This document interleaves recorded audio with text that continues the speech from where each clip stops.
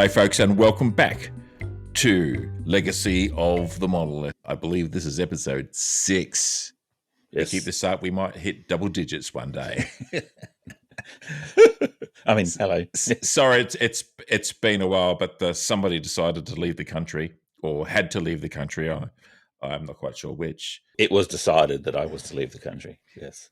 Welcome back, Ram Nexus. Thanks, Diggin. Good to be here. Good to be back. I haven't actually been overseas for the whole duration of my break, but it did put a hiccup in our timings. Yes, it did. Yes, and we've had to. We're going to do this a while back, but timing is important. We do have lives to live, you know. My wife said she saw someone today doing a stream of themselves doing some sort of girly dance. She was dressed in some costume down the street, yes, and she absolutely, completely stacked it live on camera, apparently. And my wife, who tries to be pretty demure, just burst out laughing because it was just too funny. Anything for engagement, anything for content. So if that's what it took for us to get more people watching, I would be happy to do that. Yes, okay, I've got I would be the literal fall guy. Oh, nice. Yes, but you'd have to wear the costume as well. Yes. Okay, sure. I'm up for it. Yep. Yeah. Yep. I thought you were going to say yes. Have you seen my wardrobe? And here it is. So, I might just mention, and I mentioned this at the start of our last podcast. We haven't actually caught up and talked since our last podcast. So, no, not really. No. Other than, are we doing a podcast today? And it's like yes, no, and it's like. Yeah. We're going to let's talk about this. Yeah, so we actually got a lot to catch up on. So this may be an extended podcast. The poor editing guy, that is the guy, the dungeon, really hard job. You know, we shoved this down to the editing dungeon, and he won't be allowed to come back up until he's done it. No, he won't be able to see the light of day. The light of day. That's right. What have you been doing lately, Stiggin? What am I doing? It's been fairly quiet lately. Good. I've had a busy Adelaide Fringe, but that was a while back now. That was February, March. I think I've restarted another YouTube channel which had been inactive for a while. There's a channel they called Steve Reads Stuff, where basically I just tell dad jokes. So instead of doing like 1 or 2 minute videos, I'm just doing like short video, like reels, you know, or YouTube shorts. And I'm just basically doing 15-second videos of one dad joke per day. Now, I don't want to boast, but I have this special talent where I can tell what's inside a wrapped present. It's a gift. So if you guys want to go and check that out, Steve Reads Stuff. I think there is a market for it. And again, when I go viral, that's 2 videos our editing slave can do for us. Yes, I see. Well, it's funny you say that. I actually started a new YouTube channel this week. Oh. It's called We Leave at Dawn. I'll tell you what it is quickly. When I have to work late, like I've got some work on that I really need to get done, occasionally I put up this YouTube video of this dude who's got a camera on his head, on a helmet, and he walks around Tokyo. Okay. Usually at night, and usually when it's raining. Yes. And he'll do a continuous 1 hour cut or more of walking the streets of Tokyo at night in the rain. I think I might have seen this. Yeah. And it's quite relaxing. And I have it on the background because it's ambient music. But every so often, if you're thinking about something, you can just sort of turn your head and it sort of clears my brain kind of thing. So because of that, I thought, I could do something similar in a video game. And it shouldn't have been any surprise to know that there are actually people that have made ambient videos similar to what I've just described, but walking through game worlds. Yeah. But I thought I'd give it a go myself. The catch is, we're going to go from this city to this city. We leave at dawn. And I'll start the video at dawn. Brilliant. So next time you could actually have one of them playing in the background on your... Oh, please. That'd be brilliant. I will definitely do that rather than just some random space stuff that I spent 10 minutes trying to find so I can put it on the TV. I did like that, though. That's good. Oh, that's great. I look forward to checking out some content. I might contribute some myself. Yeah. Hey, that's a good idea. Because No Man's Sky is a bit like that. It'd be very great for ambient excellent idea. because Excellent the music idea. was great and its Yes. visuals are great, and Dawn is a particularly nice time. So, yes, that's a good idea. I spoke last time about having some phone issues with my my Google Pixel 6, and it happened again. It got to the point where the battery just started dying very, very quickly. It was like it would get to like 30%. Then you pick up the phone and look, and at one point I picked up the phone and looked at it and just literally saw the battery numbers percentage strength just literally falling in front of my eyes. Really? And I thought, there's something weird. There's something going on. So and then my phone got stuck into a loop again. And I thought, right, that's it. This is a sign. It's a sign for. So I had to buy a new phone. Yay!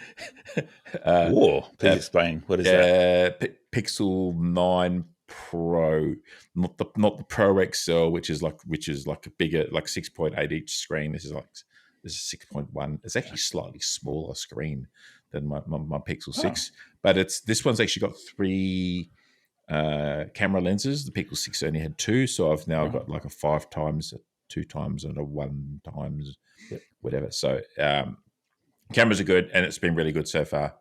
I've only had it for a couple of weeks, so so far so good. And the beauty of being Pixel and Google is I just basically log into it with my Google, authenticate myself, and the backup of my old phone, it just gradually loads itself back down. And I've got all my apps and all my data. I didn't lose anything. So and then I did read later that apparently, there is an issue with the older Pixels. There is a bug with battery life dying quickly. Someone said it might be Instagram that was doing it, and I thought, okay.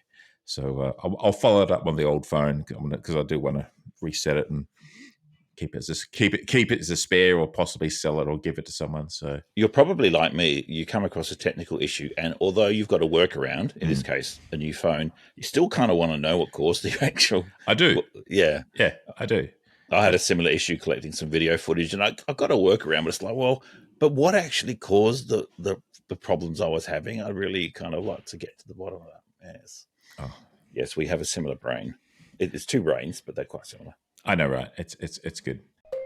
You were traveling. I was. Do you want to talk about that? Excuse me while I adjust myself in my chair. I forgive myself if any ambient noises that it makes, but please. Ambient noises, that's what we're calling them now. I'm deliberately leaning back in my chair, hoping that it'll squeak, and now it's not squeaking. Damn you. So, yes, hello. I'll talk about my holiday. Talk about the holiday.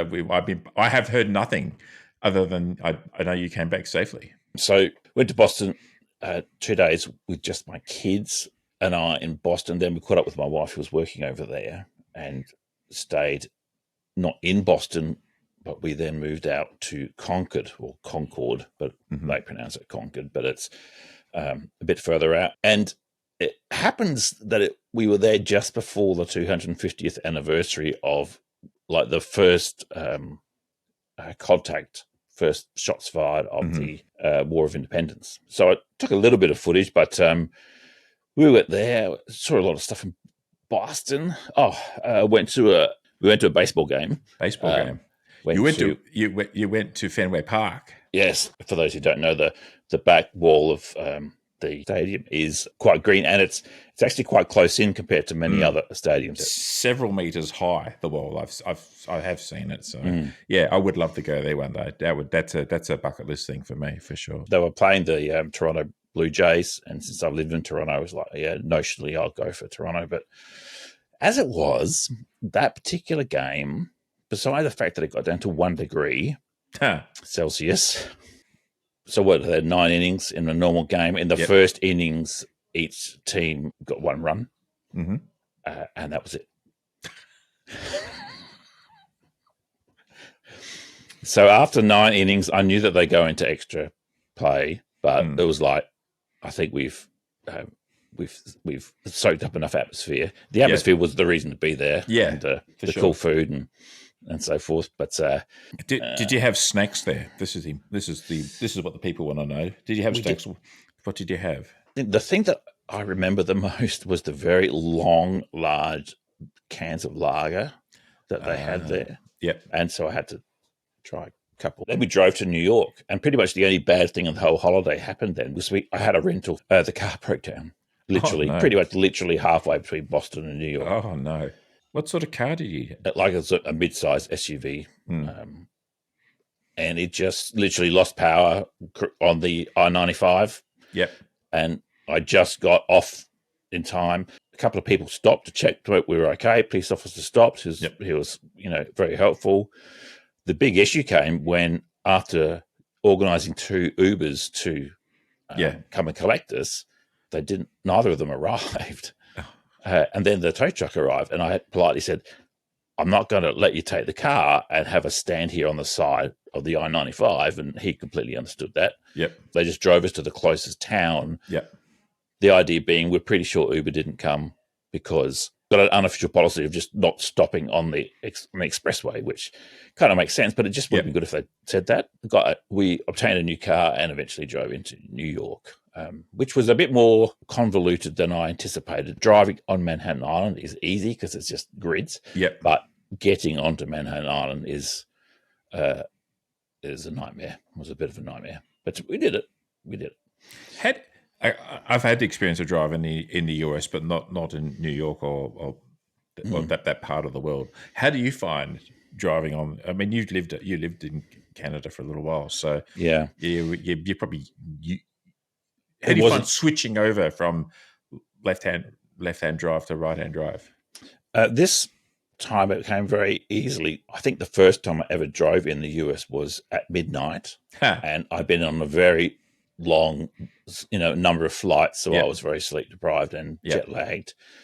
And the problem was there was no other cars on the road, so you had no reference. That's the only time it's ever a problem if there's no other cars. It's the right turns on a red light that always throw me. I have to stop and remember.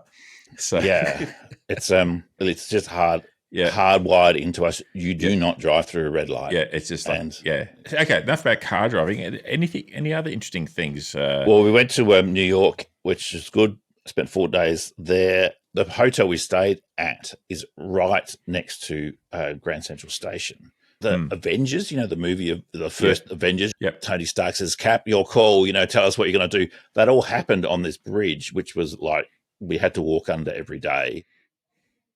And it's the same place where one of the final fights in the recent Thunderbolts movie happened as well.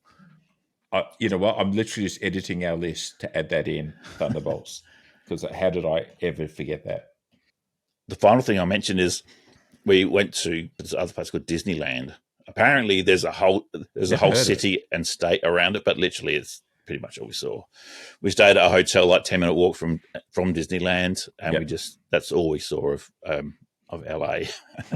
But the first day we went there, so in Disneyland, there is Galaxy's Edge, which is a Star Wars themed area. Yes. It's right at the far end of the park, and we got there pretty much at rope drop, as they call it. Yep. So I just walked with my son straight to Galaxy's Edge, and it was almost empty. So I've got all these photos of me standing underneath the Millennium Falcon, and there's no one around. There's no one. It's just me underneath the Falcon. Fantastic. I did see a YouTube video which talked about the Millennium Falcon ride on Galaxy Edge, and apparently there's actually 30 Millennium Falcon cockpits that they use at any one time in on the road. Yeah, they do usher you through quickly, but there's almost a waiting room which feels like the central section of the Millennium Falcon. And I got to sit down with my son where we were playing the electronic chess game. But we did the Millennium Falcon ride, and it's pure luck where you get to seat. But I was one of the pilots, and I was the one who hit the hyperspace. Yes. Someone said, "Right, hit the hyperspace," and I just went, "All right, punch it." And it was very satisfying. Fantastic. Oh yeah, I bought this. This is the lightsaber. A saber of lightness. So this lightsaber is one that you buy intact. And this is from actually the game Jedi Survivor and Jedi Fallen Order. So I'm holding up a quite surprisingly heavy lightsaber. Hefty would be the word. Hefty. It's very hefty. But so they have a lightsaber construction activity that you can do. And so I did it with my son, and they go through a story. It was quite fun. And we got in there, and there's about 8 people, including my son and I, making these lightsabers as we went. Yep. So and this is the one I made. Black, and it's definitely the lightsaber of a bad dude. Yeah, it's a Sith lightsaber. If I ever saw one. Exactly right. My son built one based on the High Republic era, so it's golden. Ooh. And it looks fantastic. Galaxy's Edge was very good and quite engaging. There's an app for your phone which you can use, and if you solve certain puzzles and you're standing, say by the X-wing fighter or even next to a moisture evaporator, it'll make a noise or steam will come out and so forth. And people just think it's part of the show. It's actually because I've just solved a puzzle in the app. That's quite cool. Even I didn't realize it straight away. But interactive. I love it. Yeah, it's quite good. I love it. The food there was very good. And so we went to Disneyland for 3 days, and the first day I spent some time there. But on the third day, I just said, "Can I just have like 2 hours to myself at Galaxy's Edge?" I said to the rest of my family. Yes, and they were cool about it. And so I spent that time, a lot of time, just on the app and just wandering around, soaking in the atmosphere. And it was definitely a lot busier on the Friday than on the Wednesday when I was there. Oh, it sounds like you did well. You did well. I might kick off with my list, some stuff that we've watched lately. We did mention the Thunderbolts. Let's talk about the Thunderbolts movie, which I did see in cinema and was very pleasantly surprised at what a good film it was. Yeah, I agree. I also saw it at the cinema and was quite impressed. Very good. The fact that they actually, it was really a people-focused story. It wasn't about finding a MacGuffin, and it sort of dealt with sort of mental health issues as well, in a very sensitive. And you think about these people who are these superheroes or super soldiers.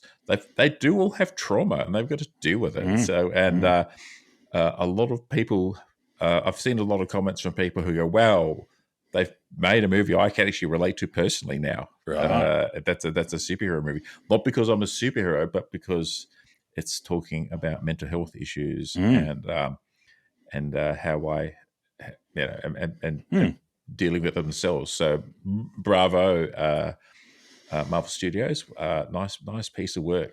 That effect that was generated when people went into the void, where they just turned into a black shadow. It was quite striking. It was effective. It wasn't gory, but it was actually really striking, especially when that little girl. Oh, man, it's very clever. Yeah, very funny in places too. Yeah, lots of humor. Very well done. And Florence Pugh is just a great actor, and she's just brilliant as Yelena. And David Harbour as Red Guardian. I love. What was that line of his? You look so down, even from an Eastern European border. Yes. So really, really good. And they're going to be appearing again soon. I think they're going to be in the next Avengers movie, which is next year, sometime 2026. I think late 2026 it's supposed to be. So, and apparently there's going to be their version of the Avengers, and then the other version of the Avengers with the Captain America and his guys. So, so there's the new Avengers, and there's I read speculation that it'd be the new Avengers and the Mighty Avengers. So interesting. Let's see how we go. So it's a comic book movie. Don't take it too seriously, but it's fun. But it was a fun movie. It was really good. Dug out an old movie out of my DVD collection the other day, and we watched Lady Hawk, my partner and I. Oh, wow. Which is you've got that on DVD. I've got it on DVD. Nice. I've had that for a long time, and I haven't watched it for a long time. No. That's Matthew Broderick's in it, isn't he? Matthew Broderick, a fairly young Matthew Broderick. So it was basically Ferris Bueller in the Middle Ages. That was kind of the vibe of his character. which is not a bad thing. Matthew Broderick is he's a good little actor. I've been posting comments on Threads, just talking about different things, and I wrote, watching the 1985. Okay, so that's 40 years ago. Romantic fantasy Lady Hawk tonight for the first time in many years. I forgot how terrible the 80s synth rock sound was. And it is the worst soundtrack. It really is. It's like it's kind of part Alan Parsons project. So you've got this medieval movie and the horrible 80s synth. And I don't get me wrong, I love 80s music, but this is not good. Yeah. But damn, it's a better movie than it ought to be. Matthew Broderick is a medieval Ferris Bueller. There we go. Rutger Hauer, fabulously angst-filled, and Michelle Pfeiffer is ethereal, and it's beautifully filmed. It's a classic. So that was my comment. So that was really good to watch again. Definitely a film right for the remake, I would say. Right. Yes. Definitely right for the remake. And yeah, and there's quite a few. And again, so long I'd forgotten the story and stuff like that. My partner, who's very much of a horse lover, loved Rutger Hauer's Big Black Horse. Right, yes. So it was quite impressive, and very well trained.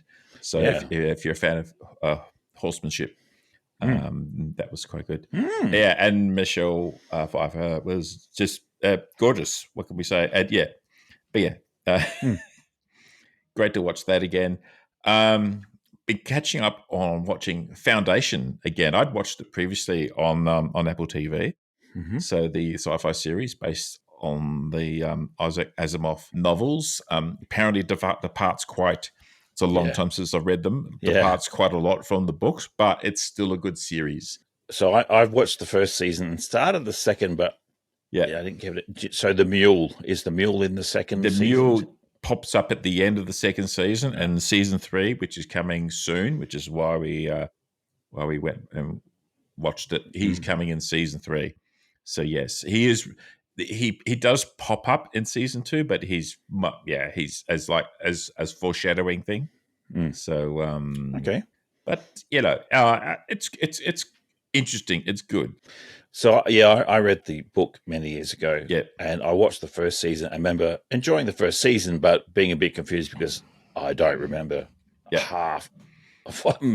More than half of what happened. It didn't seem to forget about the book. The concept is psychohistory. Harry Seldon creates the science of psychohistory, creates the foundation to help preserve knowledge for the fall of the then empire, and the consequences of that plan working and or not working. Oh, and speaking of Andor, see what I did there. We might talk about watching Andor a little bit. Perhaps you could talk about things that you've been watching / playing. Right. Murderbot. Oh my God, how did I forget Murderbot? How did I forget Murderbot? I'm sure you've watched it. Oh my goodness grief. How funny is that? How good is it? It is such a good show. So clever, very funny. So there's only been 3 episodes so far. They're putting out an episode every week. But for those who haven't seen it, it's about a sentry robot who's overcome his restrictions and is, I don't use the term sentient, but he's become self-aware, I guess. Yeah. But it's done in a way where he has his own internal monologue going on of critique of what's happening in the real world, and it's very, very funny because he's critiquing these humans and all the things that they do and are not doing. Yeah, he basically thinks humans are jerks. And the thing is, he's fully justified in his opinion. It's very clever, but I thought you'd like it. Yes. Yeah, look, it deals with some really cool sci-fi concepts, but it's funny at the same time. And don't let the title of the show Murderbot put you off, because it's funny and clever. It's funny. It's clever. Yeah, it's kind of it's a bit ironic, and go and watch it definitely. Thank you for bringing that up. I watched the first season of The Last of Us when we were traveling. Second season's out, yes, but It's not available on any streaming service that I have. So you have to buy it on Max, which is now available in Australia. I had a quick look, and pretty much everything else that's on Max is on one or the other streaming services I have. So I just leave it. We were probably going to dump Binge and go to Max. Probably going to be our plan, because a lot of the stuff that we watched on Binge is now moved over to Max. So have another look into it. One other thing I've been looking at is I got back into Red Dwarf. Just have it on the background, or even going to sleep. Like, it's usually an episode that I've seen before. Movies I watched, Thunderbolts, was, as we've discussed. Yes. In New York with my son, we went to see the Minecraft movie in 3D. There was no extravagant throwing of popcorn around, regardless of what the media might have told you. They did a special screening here at a cinema, a special screening of Minecraft, and where they encouraged people to do that during the chicken jockey scene. And so there's footage online of and like the cinema owner was there, all dressed up, all for it, and like everybody went nuts, and they had a great time. So excellent. Oh, that's good. It was good. What else have I watched? Death of a Unicorn.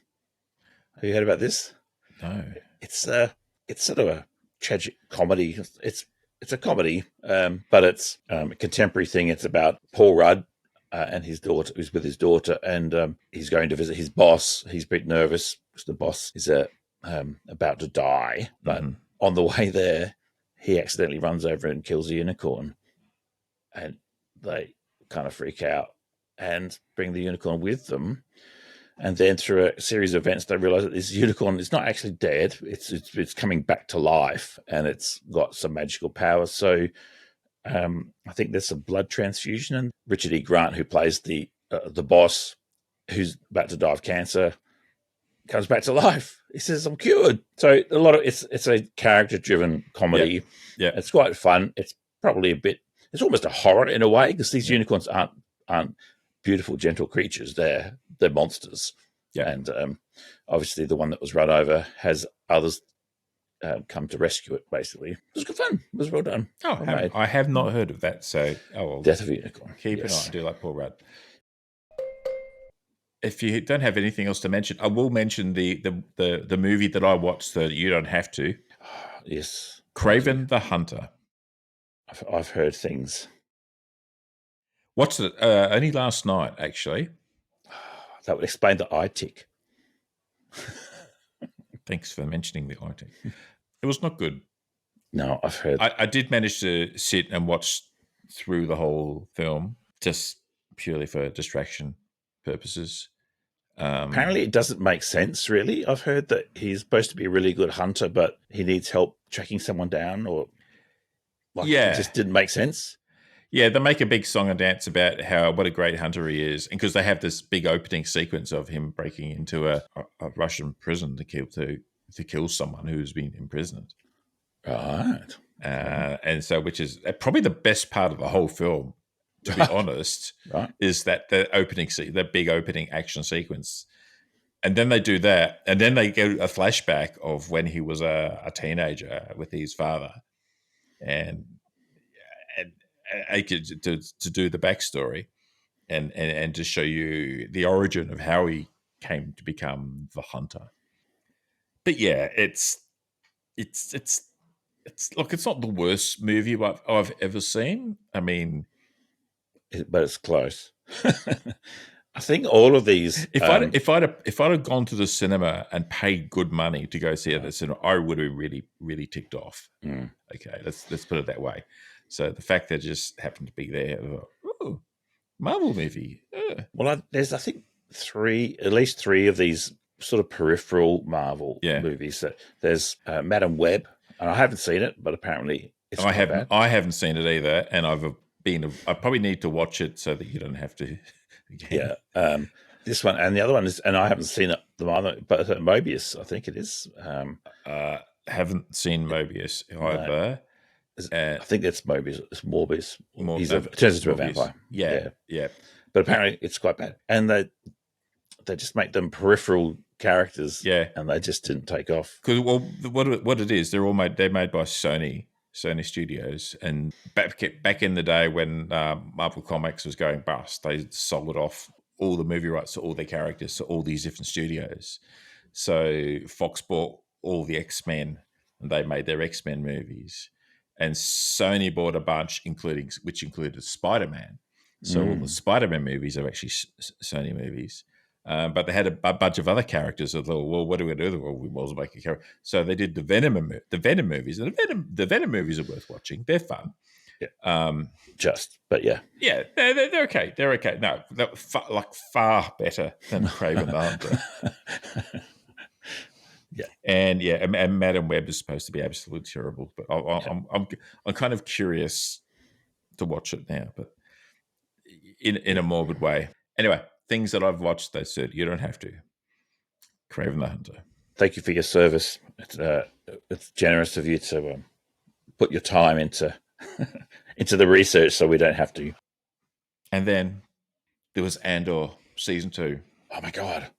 I finished watching it last night. You finished watching it last night. It's still fresh. Yeah. That was brilliant. Absolutely brilliant. A very smart Star Wars story that abuts up against what is essentially a kid's fairy tale movie. Yeah. It's not a criticism to either of them. It's just how the writings work so well that they can live in the same universe. Yeah. Boy, that was good. It enriches the whole Star Wars universe now, because you know how truly evil the Empire really is. Yeah. And why it has to be fought and why it's been defeated. And whereas before you just had like, oh, there's a scary guy who wears all black with a deep voice. Yes. And okay, well, he's obviously bad. So archetypal bad guy. Archetypal bad guy, and we see him force choke someone and stuff like that, And it's like, okay, well, we get it. He's bad. He's and as you said, it was a movie that was made targeted at 12-year-olds. But what Tony Gilroy, who's the producer and writer, I think he wrote most of it. I've actually heard him be interviewed a few times talking about. So he had a special interest in revolutions and what causes a revolution, how it happens, and how fascism rises, and how you have to defeat fascism. And he sort of like, so it's a story he's been wanting to tell generally, and he was able to do it in a Star Wars universe. So probably we should go too spoilery about this. We might save that for another time, considering it's still fairly fresh out there in the universe, and maybe not everybody has watched it who wants to watch it. It's worth time. It's 12 episodes, and it's broken into 4 lots of 3 episodes. So basically, and each one builds on the last, but they're 4, 3, 2, and 1 year before the Battle of Yavin, basically. Yes, yeah. The original idea was they were going to do 5 seasons of the show, but Tony Gilroy made the point of saying, it would take too long, and the actors would age out by the time they got to the end, because considering that is the leading directly into the events of Rogue One. Yeah. So so it's great to finally watch all of Andor and then go and watch Rogue One again. Definitely. In new light. So you got to do that if you haven't done it already. So no. But no, it's very well acted, very well written. I think one thing I'd say is there are slow moments, and they are there, I believe, to help you understand the world that it's set in. They don't always push the story forward, but they get you to understand the type of environment that all the stories are happening in. It's not all action and shoot, bang, bang sort of thing, And I think there are some people who have, I've seen comments online who found it boring, probably because they were expecting a shoot, bang, bang, laser sword fight, space battle show, and Andor is not that show. There's a lot happening, and And it's a show that requires that you pay attention. So you can't sort of sit there, have it on in the background and play with your phone. You need to be watching and you need to be listening. Because I'll mention the character's name, and they're not going to hand feed you with a screen, a shot of that person. You just need to remember who that is. Yeah. And perhaps one of the great things about it about the show was that, we had Diego Luna as Andor, but there were a lot of. It was almost a Mon Mothma show because a lot of the storyline was based on her and what was happening to her prior to the beginning of the rebellion.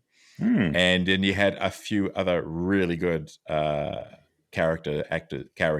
Luthen Rail. Oh man, just genius. It's interesting. He, without going into details, he worked in the shadows so much that when something had to be done for him, people were going, they knew the name, but it's like, well, what has he done for us? It's like, if it wasn't for him, we wouldn't be here right now. It was sort of like he kept his cards to his chest so much, so low. The character of Claire, his assistant, was Elizabeth Delau as Claire.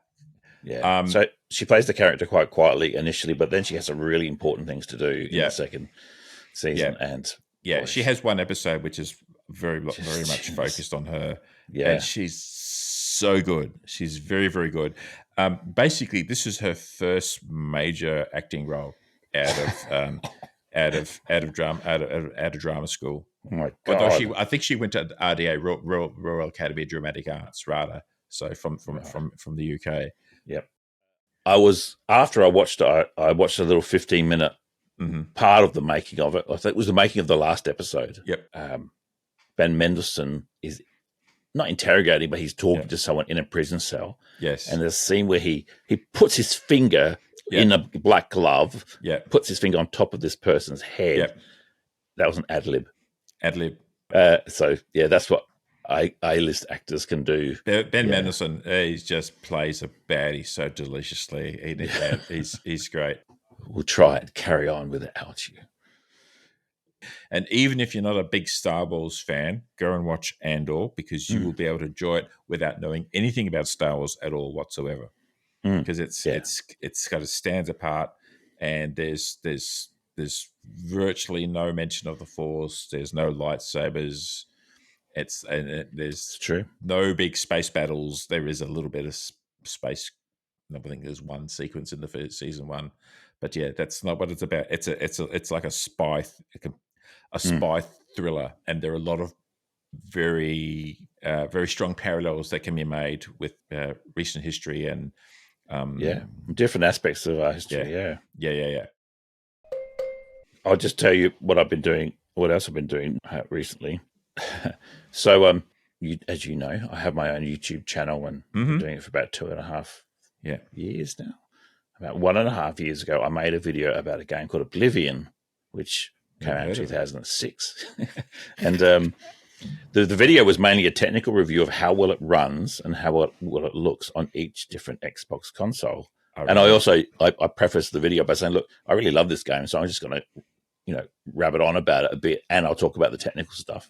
But it's it's my second most popular video, and it's my longest video too. Yep.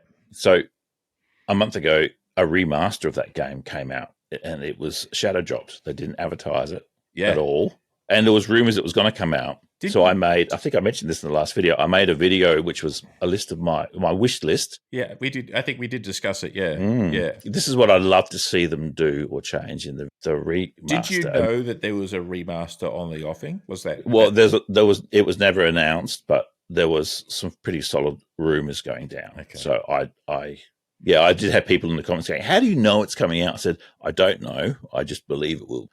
Turned out I was right. Very good timing.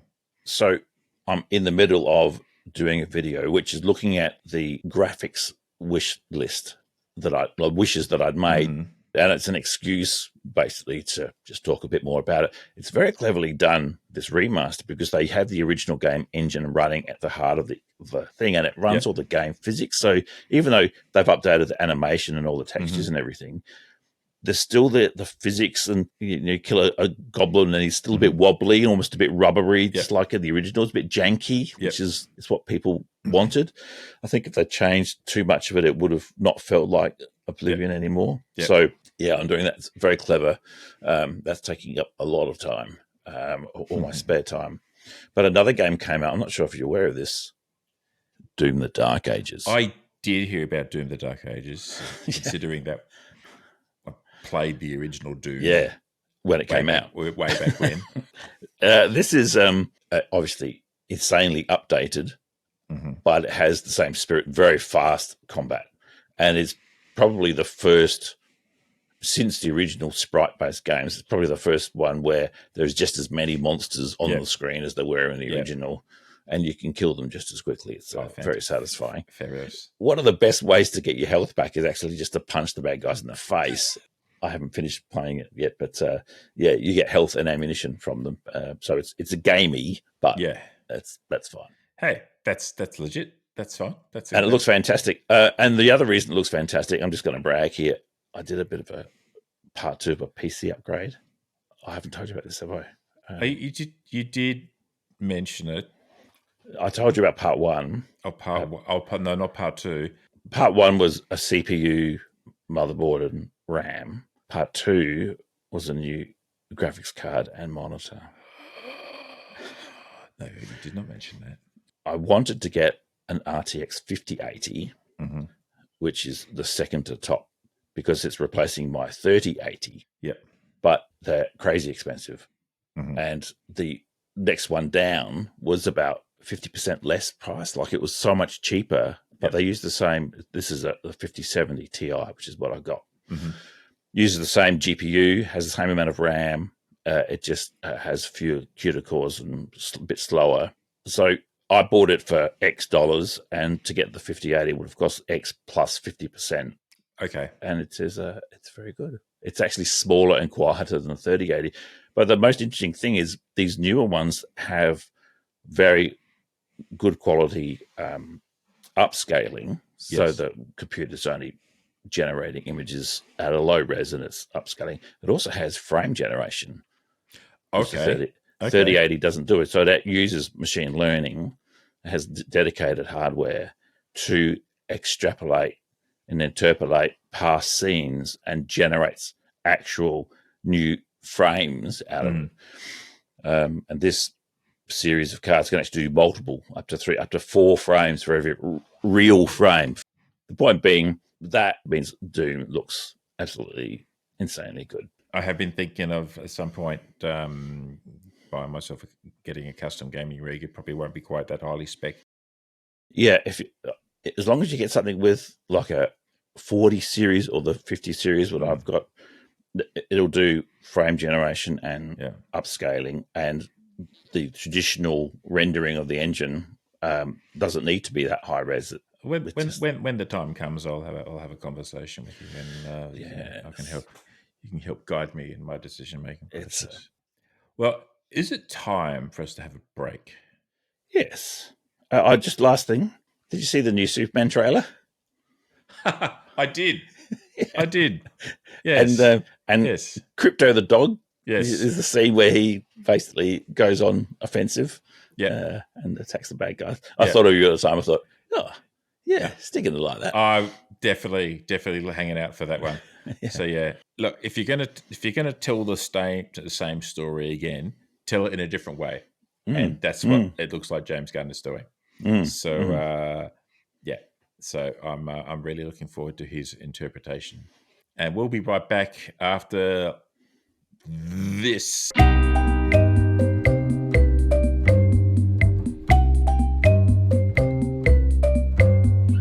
And folks, we are back from our break. Was it good for you? It was good for me because I was hungry and I hadn't had dinner. I am first wearing this jacket for the first time since I got back from the US, and in one of my pockets is a chocolate wrapper. Hey, from it's American chocolate bar, Three Musketeers. It's empty, unfortunately. If it wasn't empty when I found it, it would be empty by now. But it's how do you go eating American chocolate? Because it just tastes weird. It does a bit. Eat it quickly, or eat lots of it. Yeah. Yeah, I remember the last trip, I was actually craving some normal chocolate, not what they have in America. And I thought, oh, a Kit Kat. I'll have a Kit Kat. That'll be fine. No, it wasn't. No, I've experienced that myself. It was several levels of disappointment. So, yeah. The only chocolate over there that I actually don't mind are M&Ms. Well, yes, I went to the M&M store at in Times Square. It's like a 2-story store, and you can actually personalize M&Ms, so you can put initials on them or Lafarge. Or no joke, you can upload a picture.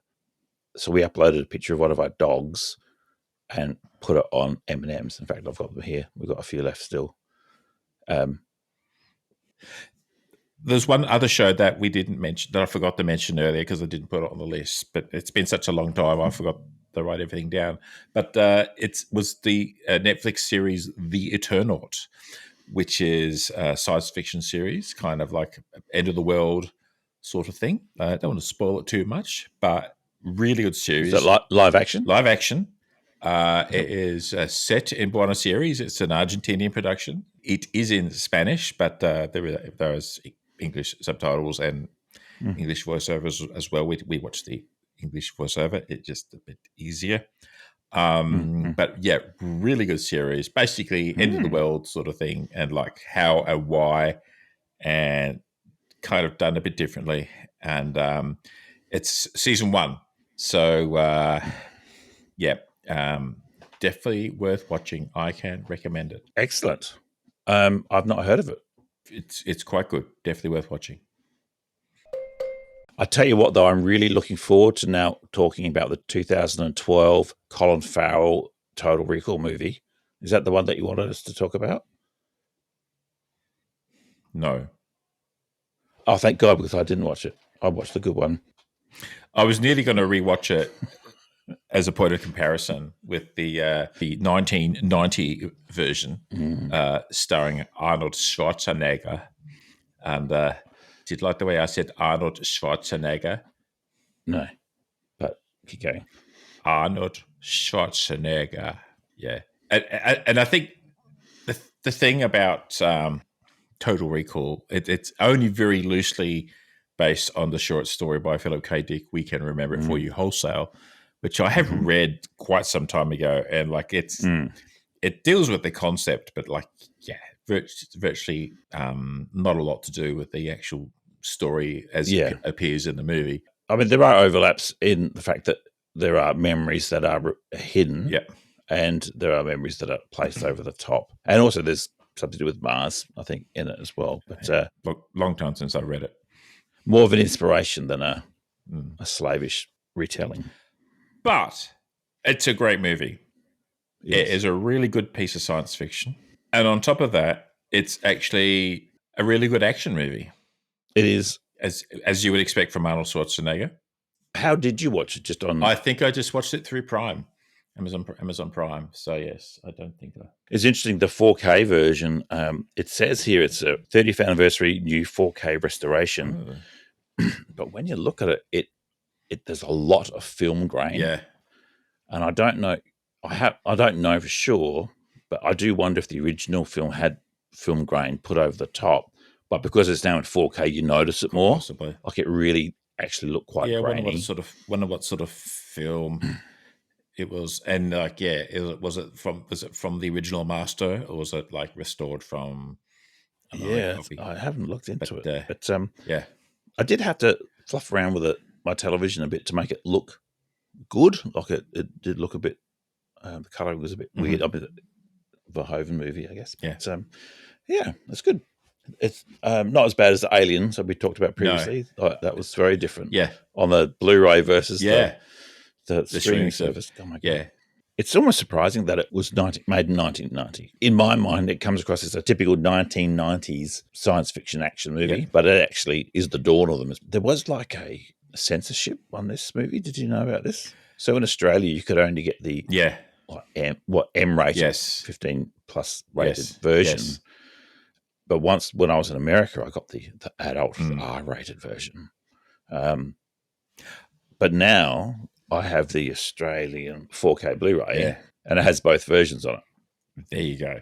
And so I remember looking it up, and there's only 2 scenes that are taken out. The first scene near the start is when Arnie's going up the escalator, and he uses that guy's body as a shield. Yeah. Like that. That's a lot longer in the extended version because he just gets so many bullets into him, so many bullets, and then Arnie throws him at the other guys. It's very good. Poor bastard. What a way to go. And the other one is, of course, to paraphrase Hitchhiker's Guide to the Galaxy, the triple-breasted woman from Eroticon. Yes. 6. So she, you don't see all that in the edited version. So I didn't watch that. Yeah, version. I remember. I think the version I watched had all that. I definitely remember the triple-breasted woman. Still remembering. And the and the escalator scene was. I remember at the time when the movie came out, there was discussion about 2 different versions, 2 different edits of the movie because of rating issues. To my knowledge, they're the only 2. Yeah, I think it was a bit of a discussion that was raised for publicity reasons. Right. I suspect. Okay. So, it was a very violent and very bloody and brutal movie. It's interesting to compare it with another movie based on a Philip K. Dick story, which of course is Blade Runner, which is so. Imagine if they'd made Total Recall, but starring Harrison Ford. What a different sort of movie it would have been. It wouldn't necessarily be worse or better. It would have been different. I think it would have been good. But also imagine if they'd made Blade Runner with Arnold Schwarzenegger as Deckard. There's some of the subtleties in Harrison Ford's acting which Arnie just couldn't have pulled off, I think. No. It's quite interesting you overlap those 2 though, because there was probably in the 90s, a television series, and I only just remembered it as you said this. It was called Total Recall. Oh. But it was actually... I totally do not recall that. Yes, in fact, or haven't checked it in the last year or so, but the whole season, there was only 1 season made. It's available on YouTube. The whole, officially available because no one's going to buy it, so they just released it onto YouTube. And although it's called Total Recall, it's actually kind of a Blade Runner series because it's about 2 cops and one of them is a synth. Okay, so there you go. Yes, I actually quite enjoyed it. Like it's definitely not a high budget production, but the story was pretty good. Oh, that'd be worth checking out for sure. Yeah, that'd be fun. I'd made some notes. Yeah, some of the special effects, not great. In terms of standing the test of time. But this is a pre-CGI movie. It's all practical effects. One of the comments of because you know how I like to talk about space helmets and things like that, and I did notice that the space helmet, particularly the opening sequence of the movie, it was a glass helmet. It was not a glass. So when he falls and cracks it like glass. So it's not a polycarbonate plastic sort of thing. So it seems very fragile, breaks very easily. But that's what the plot demanded, and so that's how. Well, that was actually a dream sequence. So. Yeah, a dream sequence. Yeah, but even or was it? Yeah. Well, yes, it was. Yeah. But also in the sequence, what's funny is the bulging eyes bit. Yeah, I know. I should have looked it up. I have a vague memory that there was talk of an Oscar for special effects. I didn't. I think they did win something. Oh, they were nominated. It was nominated, but special achievement award. But nominated for best sound and best special effects and sound effects editing. Won the Saturn Award for best science fiction film for 1991. Arnold Schwarzenegger won best actor for the Saturn Awards, science fiction. Seriously, and Paul Verhoeven, the director, won best director. It was quite good directing, good cinematography, and good shots. One thing I really liked about the movie in general was there's often a focus on really small little details which helped bring that version of the future to the life. I don't think they ever said what year it's set in, but No. just lots of little functional things that we'd normally would experience, like the telephones and the state of the dirty hotel room, and what a television would look like in the future. These are things that we use regularly, and it shows what they would look like. Yeah, that's good. What holds the movie up for me is the story. Okay, I know that you and I we've loved Arnold Schwarzenegger and his movies from way back. So and I think we take Arnold Schwarzenegger about as serious as he does himself. So I think that's probably a fair statement. I really like the dynamic between his character and Sharon Stone's character, who plays his wife, or so-called, or apparently his wife, at the beginning of the movie. Yeah, it's good. It's interesting because she flips in and out of character, and even after they fought, like she's trying to flip into character just to delay him, and he almost falls for it. It's quite clever. And then when she appears again on Mars, doesn't she? That's right. Yeah, because she's married to Richter. Richter. That's right. Yeah. So she's married to Richter. So she's obviously, but it's part of her job is looking after people and taking care of Quaid, Doug Quaid, as best as she can. Because basically he's been sent to Earth and she's supposed to look after him. That's the theory of the story. Yeah, and she says, "Look, we've only been here 6 weeks, and I'm just here to make sure that the memory implant's taken." And I remember thinking, so what happens once you are confident it's been taken? Were you just going to leave, or you pretend you died or something? Well, they didn't really go into that, of course. No. But, Sharon Stone was great. She was really cool. Sort of in the early parts of the movie when Arnold's Quaid is going to work, he's getting the train in, and he sees an ad for recall on the TV, and I thought, oh, that's interesting. Some of the shots around town where you could see them advertising Sony Trinitron and Fujifilm, which both sort of.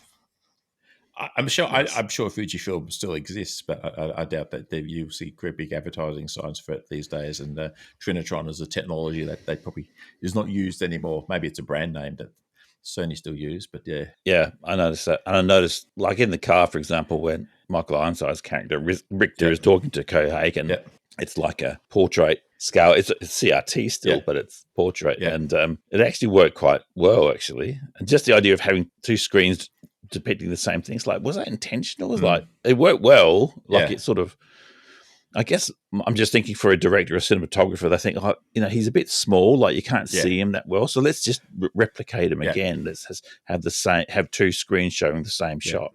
When Richter's talking to Cohagen, I thought that was quite clever, actually. Yeah, it's interesting, and they did predict the future, because when they have the video calls, it's in portrait mode. They don't do widescreen mode. No, so, I thought that. So, and it makes sense. Yes, that's like I loved the Johnny Cabs that he gotcha. Goes for a drive. So okay.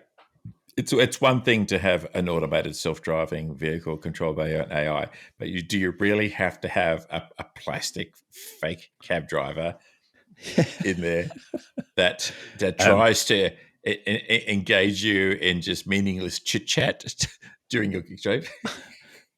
And just, the first shot you see of it, it's actually whistling. Yeah. So it's like whistling away. And I thought, how effing annoying would that be if your cab driver in real life was whistling during the route? Oh, my God. I believe that Johnny Cab was actually voiced by Robert Picardo, who is the holographic doctor from Voyager.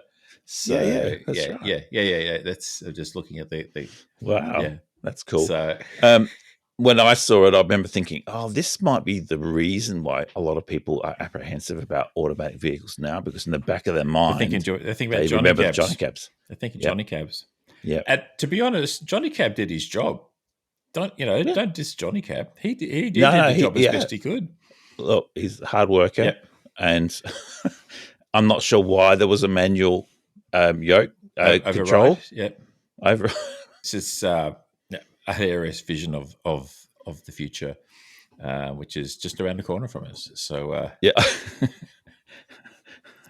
I'm sure someone has seen that and gone, oh, that's an excellent idea. Let's personalize it. There's a lot of movies that use the amnesia trope. Yep. And this has that, but the twist is the original version of Quaid was a bad guy. Yeah. And the person you're rooting for that you've seen throughout the story is a new person, is a new personality basically that's being generated as a result of all the things he's seeing. And he didn't exist 6 weeks ago. This is assuming the whole thing's real, and that's the whole point of the story, which is clever, because you kind of go, is this actually really happening, or is this exactly what he ordered from Recall? You know, is he really a bored factory worker, and this is what he ordered from Recall? So it's done very well, even to the very last line of the movie. It says, "Well, is this real, or is this what I have?" And kiss me before we wake up. Kiss me before we wake up. So, and you kind of go, that's nicely ambiguous. I like it when they leave it ambiguous, and you can kind of make up your own mind as to whether it was real or whether it was not. And because that makes it for a much more interesting movie, I think, rather than just having it spelled out for you that this is good point. That's I'm going to put my hyper analysis. Please do. When I first saw the movie, it didn't really click that it might be a dream sequence until the last lines. I thought, wait a second, because like it's actually her picture in the Total Recall laboratory, like in the offices when they're going through what kind of women do you like, and he says athletic, and it's actually a picture of her. Yes, I'm thinking, this is interesting. But then, if you think through rationally, I mean, it makes sense as far as it being a movie. But if it was actually his memory, then there'd be no scene without him in it. But there, of course, were many scenes in the movie with him in it. Yes. I had that same observation. There's definitely, he's having an embolism. You know, there's definitely scenes of him in his dream state, or in his adventure state, or in his awakened state, where there are other characters involved. So, where if it was purely a dream, you would only ever have Quaid in it. So, but that's probably more analysis than this movie really warrants. That's kind of. Yeah, that's right. You know, there's also the picture of alien artifacts in Recall when they're choosing look the same as in the the final version as well. It's sort of almost in the background, but it's on the television that she brings forward. Yeah, and they have alien. Yeah, artifacts. I think it's they're deliberately trying to make it. Is it real or is it a dream? And it's we're not going to figure it out for yourself. Make your own mind up. I like the Bourne Identity scene. There's an excellent scene in the movie Bourne Identity where he has amnesia, but he incapacitates 2 police officers before he sort of realizes what he's done. So, I can do this. And he does it because he's got all that, what do they call it, procedural memory. He's got all the muscle memory there. Quaid does the same thing when the 4 guys take him after he's coming back from Recall. I'm sure there was a more efficient way to do it. They could have waited till we got to his house. Yeah. But he takes them all out. It's like, how could I have done that? I think they could have made more of that. Like, how did I know how to do that? Except, of course, he's an enormous guy anyway. Yeah. But I thought that was very good. Yeah. I do love the sequence where he's talking to the recording of himself from Mars. And it's like, they're on to you. This is what and he has to shove this thing up his nose to pull his enormous tracker out. It is enormous. Absolutely. The size of, and he's like, that should really split his nostril open. It's almost the size of one of his eyes. Yeah, this thing was the size of a golf ball when he's pulling it out of his nostril. So the actual sensor was big, but then it was covered in this plastic thing, which made it like, dude, I see you want to make a point, but holy moly. Yeah. It's just hilarious. Yeah. And then he tells himself to get his ass to Mars. Get your ass to Mars. Get your ass to Mars. And I like that before that scene, there was the other one when he was on the train for the second time or third time even, and there was an advert for a real flight to Mars. Yes. They said, you don't need memories, actually. You can afford to just fly to Mars for real. Yeah.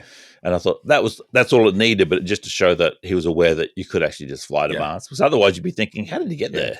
Yeah, supposedly he didn't have the money for a real trip. So he was like, I'm going to go get the memories, because he was obsessed with Mars. So said, why Mars? Why not go to see the rings of Saturn? Oh, yeah, that's right. Yeah.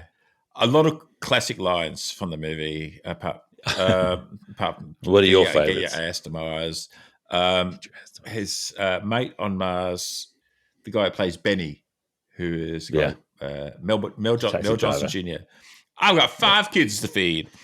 I've got 5 kids to feed. And of course, consider that a divorce. After he single shots Sharon Stone's character in the head. And then, of course, open your mind. Open your mind. Quaid. For listeners, they should know that it was a running joke in our family just to say, Quaid. Open your mind. It's good storytelling. The fact that it's stuck in our head all these years. Like we talked about other movies where we went back and watched and we go, oh no, this was not good. This is like, Highlander, I'm looking at you in particular. But true. This is not the case here. It's a little bit dated looking, but it's a really cool story. And it does make you think. But if you don't want to think and just sit back and enjoy all the action and stuff, you can do that too. There's nothing wrong with that. But if you're like a real sci-fi nerd and you want a good sci-fi movie which plays with some interesting concept, this is pretty good. Pretty good. Yeah, I agree. It's one of my favorite lines is when Michael Ironside, his character Ritka, he's ignorant of the larger plan, so he's actually been chasing after Quaid and literally trying to kill him or capture him. So he's very angry, and of course, Quaid eventually kills Sharon Stone, which is his wife.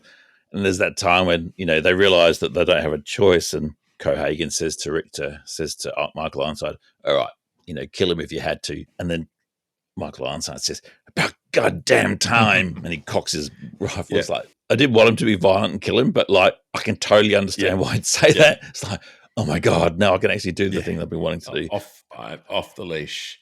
Yes. There's a sequence when they're on Mars, and then they and his guys bust in, sort of stuff, and one of them, he's literally got something futuristic looking on his arm, and you look at it closely, it's literally just a calculator. Like, yeah, I noticed that actually. The uniform that, like the generic police wear, a lot of them on their gloves have calculators, basically. Yeah. Another theme from the movie is a lot of glass breaking. Yeah. So there's the fight with Arnold Schwarzenegger and Laurie Sharon Stone. There's a glass table breaks. Yep. Oh yeah. Glass gets broken in the recall office.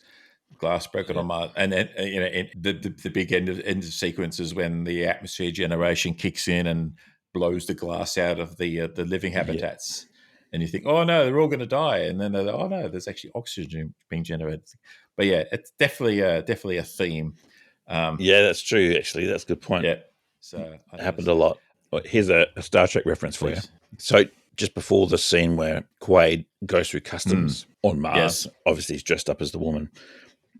And so they've just gotten to Mars, and Michael Ironside's character is met by this captain, who's just as sort of gung-ho and aggressive as he is. So in Star Trek Deep Space Nine, there was a Kardashian called Gold Dukat. Yes. He was in it repeatedly, and it's played by that guy. And as soon as you know that, and you see him, you go, yes, I can tell it straight away. He was the captain, and he was the one he sort of blew his notes. Yeah, I think the character's Everett. And it's Mark Aliamo, who I think that I'm pretty sure he's the one who's got the cat. Yeah, that's the actor's name I've got up here. But as soon as you know it's him, even though in Deep Space Nine he has lots of costume and makeup on, you can tell it's the same guy. Yeah. Oh, that's cool. I'm going to have to go and watch that sequence again because I did not pick up on that. So, a good excuse to go and watch it again. So, yeah, how sad. I found there was a little bit of either I didn't follow or they didn't explain it. So they're there to mine turbinium, I think they were saying, which is actually a rare element. It's a rare earth metal. I looked it up. Very rare and very difficult to obtain. Not like unobtainium. But apparently, though, at one point they were saying if we let this alien mechanism start, it'll destroy all the Tiberium on the planet, so they'd lose all their profits. But then they said it's made of turbinium. Sorry, it's turbinium. They said it's the structure is made of turbinium, and if they set it off, I don't know how they know this, it would set off similar. All the turbinium on the planet is what they said, which I assume they mean there's similar systems. So they set this system off. All the other similar structures around the planet will do the same thing. So at one point they're saying if we set it off, it'll destroy our profits. Yep. And on the other, then later on they're saying it's actually the cause.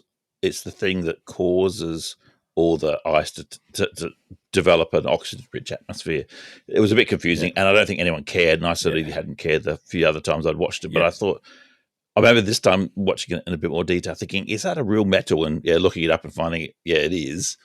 But then following their story, and actually had the subtitles on just to get the spelling right, make sure I was understanding them right, and I went back 2 or 3 times. So he's saying it would destroy it all. So there was a bit of contradiction. Didn't seem to matter.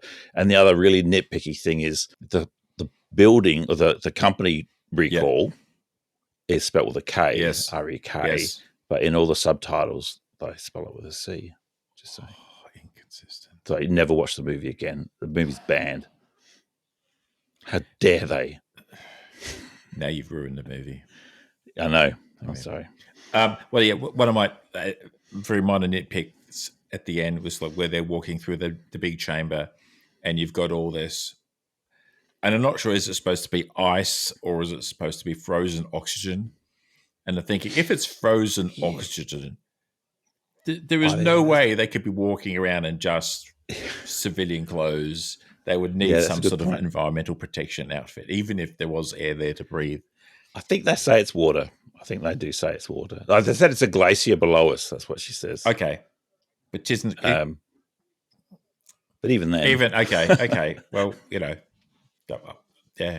would be it would still be very, very cold. They would need to be rugged up, particularly on Mars.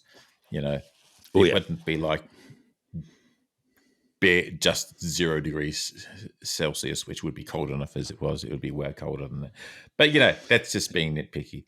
So, and that's not essential to the story. The story is about memories and what's real and what's reality and what's a memory, and who do you believe and who do you trust, and who's the real Quaid? Was it the old Quaid or is it the new Quaid?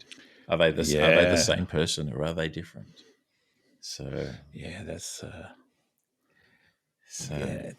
it's kind of interesting because the actual Cohagen's actual plot, like his plan, was really smart and really complex. So he wanted to find out who Quato. Yeah, he wanted to know. He wanted to find him, and this was his way of doing it. Yeah, it was successful. The plan actually worked. Yeah, but what he didn't count on was the fact that the original version of Quaid, which had a different name, didn't he? Because his memories had all been suppressed, and he therefore didn't have the same moral compass. Yes. So when he was exposed to all the injustice that he saw on Mars, it actually turned him into a different person, and he didn't account for that. Oh, here's an interesting thought. Because Quaid is a mutant, and a lot of the characters on Mars are mutants. There's the guy with like the sloped, the scar over his face. Quaid's a mutant or Quato? Quato is a mutant.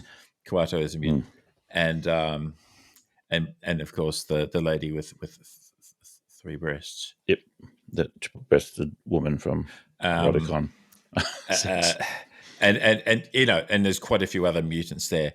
But the reason that there are mutants is because the company had been penny pinching on resources. I think they were giving them the cheap air and not sufficient protection from radiation or whatever. I can't remember exactly the line it was also. But basically, the fact that there were mutants there is a consequence of the company being tight asses with their money and with the population on Mars, which led to the rise of mutants, which led to this rebellion against the authority there. So the irony being, of course, some of the mutants were psychic. Yes. And it's because of these psychic mutants that they couldn't get any of their agents in to find out who Quato was.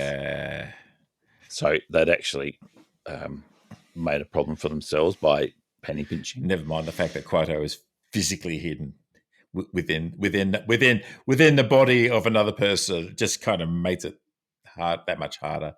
So yeah, no wonder we couldn't find him. Yeah, that was good. I mean, it would have been. I would have also accepted if their proximity to the alien artifacts had somehow mutated them as well. It's just it's not common where you have a negative environmental effect generates a positive mutation in a way. Yeah. How are we going? Have we said all that we need to say about Total Recall? Go and watch it if you haven't watched it for a while. It's definitely worth watching. Look out for Gold to Cut. I just want to go back and watch it now just to go and see him. And then I'll go, oh my God, of course it was. Yeah. Yeah, that's exactly what happened.